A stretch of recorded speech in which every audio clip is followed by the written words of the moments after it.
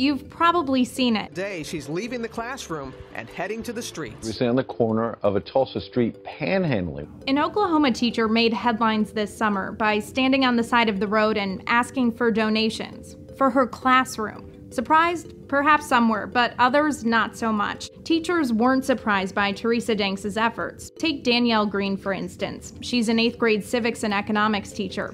At the beginning of the school year, she received a paper bag of supplies from her school district. And in it would be like 2 packs of paper and a big set of scissors and a couple glue sticks, a couple markers, and those are like the supplies that I get for the year. In a low-income community, it's really hard to ask the parents to send in things. So we'll ask. I might ask like 1,000,000 times. I even give out extra credit for extra glue sticks or something that can be communally used. I rarely get it. Green's story is a common one. The National Center for Education Statistics says that in 2015, about 20% of all public school students were living in poverty. Green, who just left her job to pursue a PhD, never panhandled like Danks, but she did turn to crowdfunding sites like Donors Choose and GoFundMe to raise money for everything from tissues to a color printer for history fair projects to field trips for her students. I want to say like 60 to 75% of the resources that I use in my classroom come from crowdfunding. She estimates she raised just under $10,000 through crowdfunding campaigns. She's not alone. Donors Choose reports donors on its site have given over $559 million in project funding, impacting over 23 million students. According to GoFundMe, the 72,000 campaigns it has hosted for K-12 teachers has netted nearly $34 million. Even with crowdfunding, Green still fills the cracks, as she says, by paying for supplies out of pocket. That's not uncommon for teachers. They'll spend an average of $600 out of their own pockets on classroom supplies, according to adoptaclassroom.org. The organization has aimed to help reduce the personal cost for teachers since 1998. And quite a few teachers spend more than $1,000, or more importantly, first-year teachers on average spend more than $1,000 out of their own pocket. And of course, for first-year teachers, they're just getting started in life.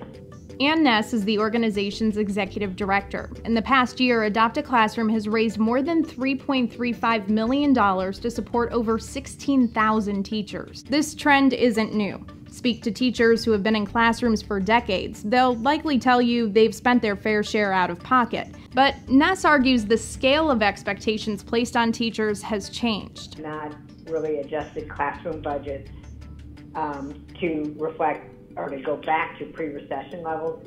So the large number of teachers who are expected to buy classroom supplies has without a doubt increased over the last 10 years and has more slowly increased over the last 20 years. It's just like a part of the way it is for public teaching right now, because teachers know they're to have more successful students, you're going to need an engaging classroom. And take careers like Kaylin Tate's. She uses crowdfunding to help her with organizational materials. I am currently the inclusion teacher, so my population of about 50 students is very diverse. I have gifted students, I have general education, I have English as a second language, and I have several students who are special education.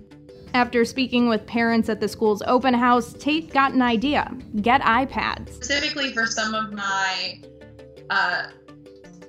students with disabilities who have trouble communicating, there are now apps that allow them to express themselves, or they can draw out the story. Green says crowdfunding has given her students more than just the supplies they need. Them knowing that people care about them is really big, especially when you're in a place in society where you don't see that very often, you don't feel valued. To know that people who don't even know you believe in you allows you to believe more in yourself. Lauren, that's such a great story, because it's just mind-boggling that this is still an issue. We talk about it year after year, and everybody has and knows and loves teachers. And I understand that Danielle Green, who you talked to in your piece, had a unique strategy for seeking out donors in that recent campaign. Yeah, she did. So 2 of her students were accepted into the Black Girls Lead Conference in New York City. It's a highly selective application process, and there are a few spots and girls from all over the world that apply for it. 2 of her students got in, but they needed to raise $2,500, and both students didn't have the means to pay for it.